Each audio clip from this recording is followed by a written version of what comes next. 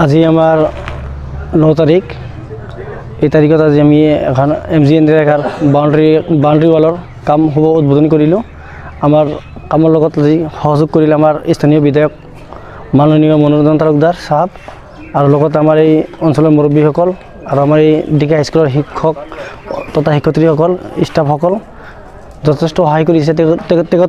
তেখেতলোকৰ সহায়ত আজি ডিকে স্কুলৰ বা আপোনাৰ ৰিপেয়াৰিঙৰ কাম কৰিছোঁ, টিন পাত চেঞ্জ কৰিছোঁ, ইভাগে চাইকেল ষ্টেণ্ডৰ কাম কৰিছোঁ। মাথোঁ তেখেতসকলৰ সহযোগত তেখেতসকলে মোক বহুত সহায় কৰিছে আৰু কাম কৰাত কোনো ধৰণৰ প্ৰব্লেম পোৱা নাই। কামত বহুত সঁহাৰি জনাইছে। সঁহাৰি জনাৰ ফলত আমি কামখিনি কৰিব পাৰিছোঁ বা আগবাঢ়িব পাৰিছোঁ।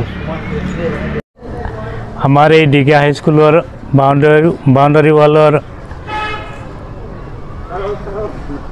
বাবে অনুদান দিয়া কামটো আজি শুভ উদ্বোধন কৰিলে আমাৰ স্থানীয় বিধায়ক মনোৰঞ্জন তালুকদাৰে। আৰু এই কামখন আমাৰ GP তৰফৰ পৰা আমাৰ শ্ৰদ্ধাৰ প্ৰাক্তন সভাপতি আনোৱাৰ মণ্ডল ওৰফে বাবুল তেখেতে আমাক এই অনুদানটো দিছে। আমাৰ ইয়াৰ আগতেও আমাৰ এই ডিকে হাইস্কুলত এই আনোৱাৰ মণ্ডল চাহাবে ডিকে হাইস্কুলৰ সম্পূৰ্ণ টিনখিনি সলনি কৰি দিছে আৰু ডিকে হাইস্কুলত এখন চাইকেল ষ্টেণ্ড দিছে আৰু এইটো 3য় নম্বৰ কাম।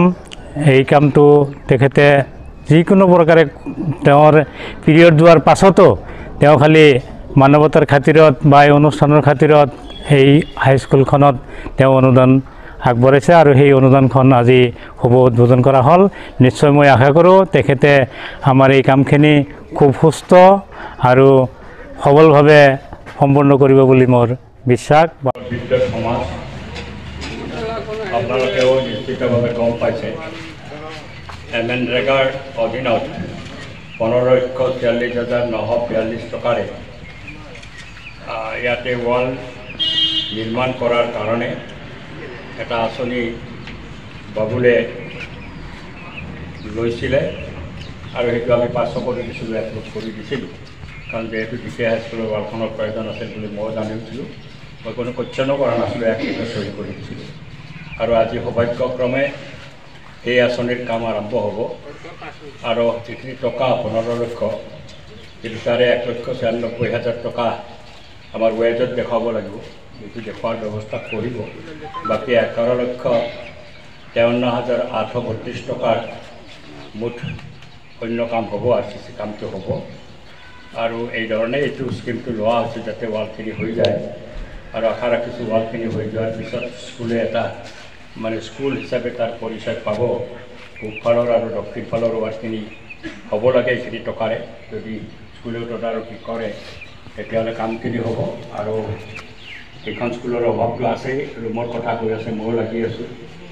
ৰুম 2টামান কৰিব পাৰিলে ইয়াতে ষ্টুডেণ্টৰ সংখ্যা বাঢ়িছে যেতিয়া স্কুলৰ প্ৰয়োজনটো আছে, ৰুমৰ প্ৰয়োজন আছে। এই ৰুমৰ প্ৰয়োজনটো কেনেকৈ ফিল আপ কৰা যায় এইটো চেষ্টাত আছোঁ, হ'ব নিশ্চয়। বাকী ইয়াতে প্ৰেচিডেণ্টৰ জৰিয়তে ডিকে হাইস্কুলত আগতে এটা টিন পাতৰ কাম হৈছে, টিন পাতখিনি বদলাই দিছে, চাইকেল ষ্টেণ্ডটো সুবিধা কৰি দিছে।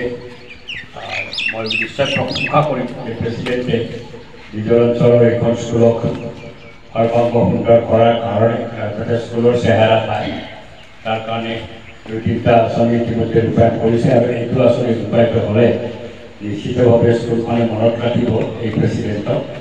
অন্য কামৰ ক্ষেত্ৰতো তেতিয়া মোৰ সহযোগ বিচাৰিছে, যদিও অন্য দলৰ মানুহ, তথাপি মই কিন্তু পূৰ্ণ সহযোগেই কৰিছোঁ। কোনোদিন মই না কৰা নাই। তেতিয়াই কৈছে দাদা এইটো কৰক, কাৰণ এইটো কৰক, মই লগে লগে কৰি দিছোঁ। মই জানো সেই কামৰ ল'ৰা কাম কৰিব বিচাৰিছে, যেতিয়া কামটো কৰক আৰু কামটো হৈছেও। আৰু যিখিনি কাম আমাৰ দৃষ্টিত পৰিছে সেইখিনি কাম নিশ্চয় মানুহে তেওঁক সোঁৱৰণ কৰিব। আশা ৰাখিছোঁ আৰু উজ্জ্বল ভৱিষ্যত আছে, উজ্জ্বল ভৱিষ্যত সাব্যস্ত হ'ব। মই আৰু বেছি কথা নকওঁ। আজি মই 6টা আধাৰ ইলাকা আঁচনি আৰু আধাৰ ইলাকা স্থাপনৰ কাৰ্যসূচী সমাপন কৰিব লাগিব। বাকী প্ৰায় 18টা আঁচনিৰ কাম আমাৰ আধাৰ ইলাকা স্থাপন কৰাৰ কাম থাকিব।